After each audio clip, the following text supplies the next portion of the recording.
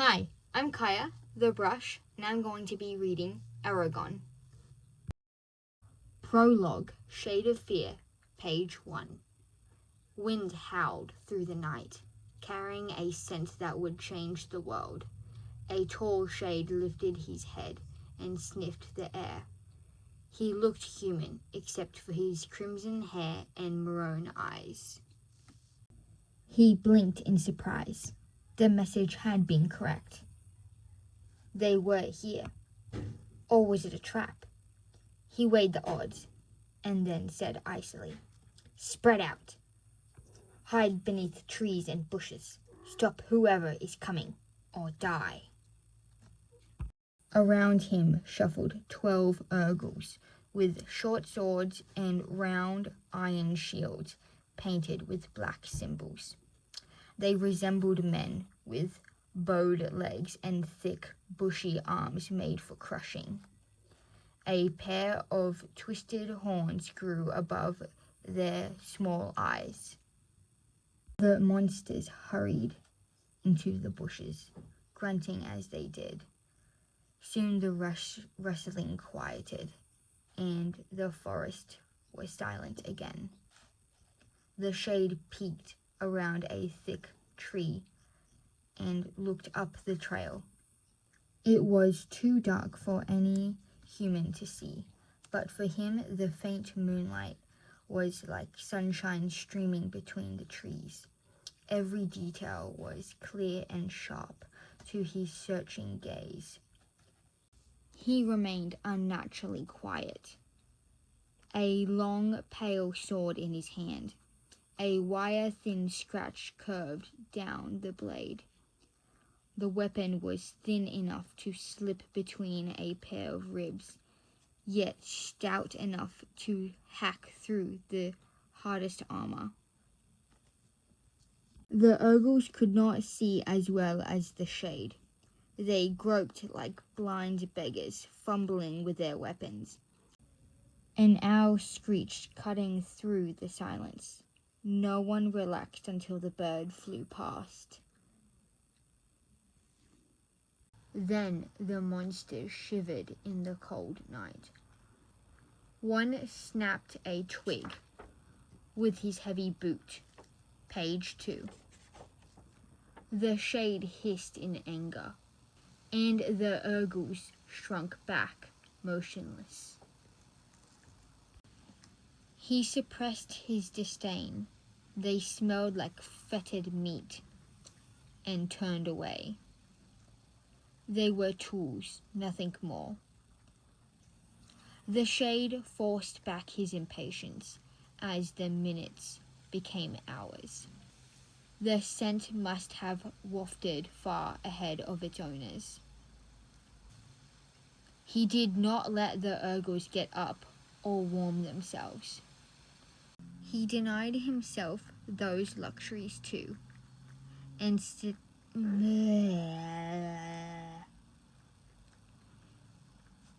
He denied himself those luxuries too, and stayed behind the tree, watching the trail. Another gust of wind rushed through the forest. The smell was stronger this time. Excited, he lifted a thin lip in a snarl.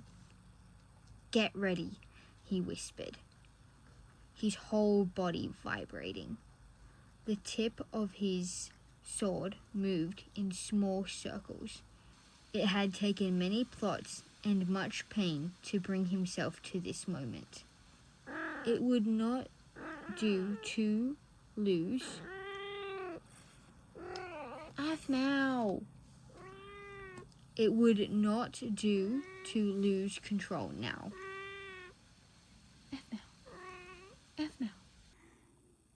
Eyes brightened under the Urgles' thick brows, and the creatures gripped their weapons tighter. Ahead of them, the shade heard a click as something hard struck a loose stone. Faint smudges emerged from the darkness and advanced down the trail.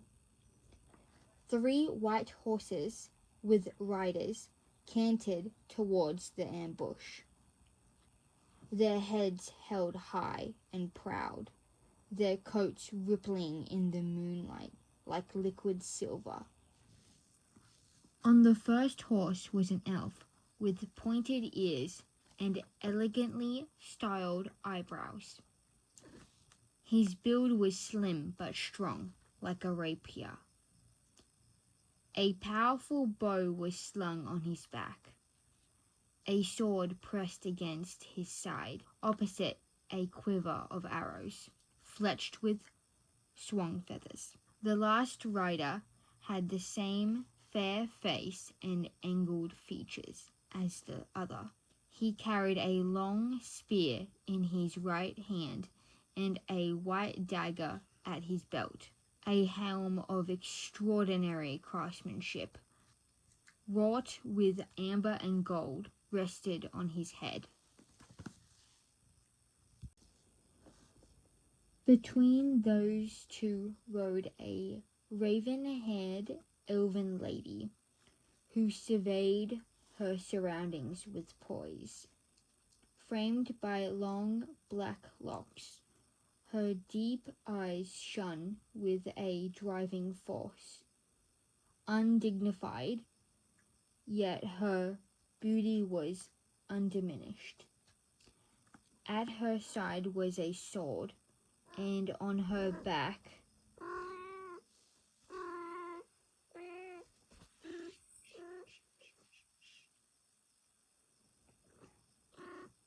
a long bow with a quiver.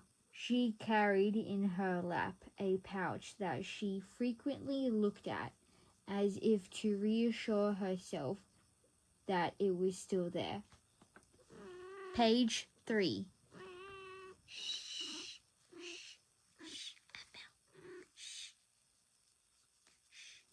One of the elves spoke quietly, but the shade could not hear what was said. The lady answered with obvious authority, and her guards switched places. The one wearing the helm took the lead, shifting his spear to a readier grip. They passed the shade's hiding place, and the first few ogres without suspicion. The shade was already savoring his victory when the wind changed direction and swept towards the elves, heavy with the ogre's stench.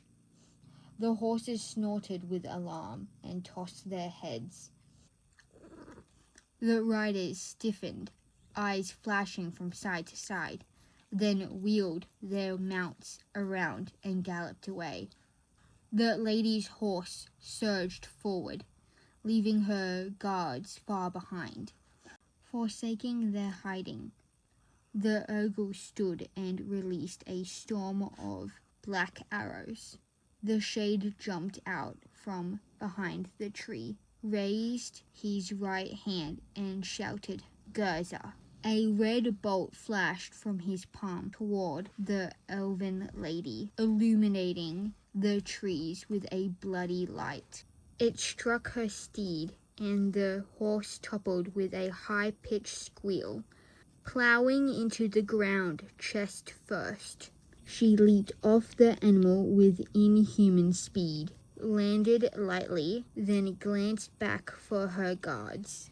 The ogre's deadly arrows quickly brought down the two elves. They fell from the noble horses, blood pooling in the dirt. As the ogres rushed to the slain elves, the shade screamed, "After her! She is the one I want." The monsters grunted and rushed down the trail. A cry tore from the elf's lips as she saw her dead comrades. She took a step towards them, then cursed her enemies and bounded into the forest. While the ogres crashed through the forest, the shade climbed a piece of granite that jutted above them. From his perch he could see all of the surrounding forest. He raised his hand and uttered Isla Bork, and a quarter-mile section of the forest exploded into flames. Gradually, he burned one section after another until there was a ring of fire, a half-league across, around the ambush site. The flames looked like a molten crown resting on the forest. Satisfied, he watched the ring carefully in case it should falter. Page 4. The band of fire thickened, contracting the area the Urgles had to search. Suddenly, the shade heard shouts and a coarse scream through the trees. He saw 3 of his chargers fall in a pile, mortally wounded. He caught a glimpse of the elf running from the remaining Urgles. She fled toward the craggly piece of granite at a tremendous speed. The shade examined the ground 20 feet below, then jumped and landed nimbly in front of her. She skidded around and sped back to the trail. Black Urgle blood dripped from her sword, staining the pouch in her hand. The horned monsters came out of the forest and hemmed her in, blocking the only escape routes. Her head whipped around as she tried to find a way out. Seeing none, she drew herself up with regal disdain, the shade approaching her with a raised hand, allowing himself to enjoy her helplessness. Get her. As the Urgle shrugged forward, the elf pulled open the pouch, reached into it, and then let it drop to the ground. In her hands was a large sapphire stone that reflected the angry light of the fires. She raised it over her head, lips forming frantic words. Desperate, the shade barked Gaza, a ball of red flame springing from his hand, and flew toward the elf as fast as an arrow. But he was too late. A flash of emerald light briefly illuminated the forest, and the stone vanished. Then the red fire smote her and she collapsed. The shade howled in rage and stalked forward, flinging his sword at a tree. It passed halfway through the trunk, where it stuck, quivering. He shot 9 bolts of energy from his palm, which killed the Urgles instantly. Then, ripping his sword free and strode to the elf. Prophecies of revenge, spoken in a wretched language only he knew, rolled from his tongue. He clenched his thin hands and glared at the sky. The cold stars stared back, unblinking. Otherworldly watchers, disgust, curled his lips before he turned back to the unconscious elf. Page 5. Her beauty, which would have enchanted any mortal man, had no charm for him. He confirmed that the stone was gone, then retrieved his horse from its hiding place amongst the trees. After tying the elf into the saddle, he mounted the charger and made his way out of the woods. He quenched the fires in his path, but left the rest to burn. Thank you for listening. Like and subscribe.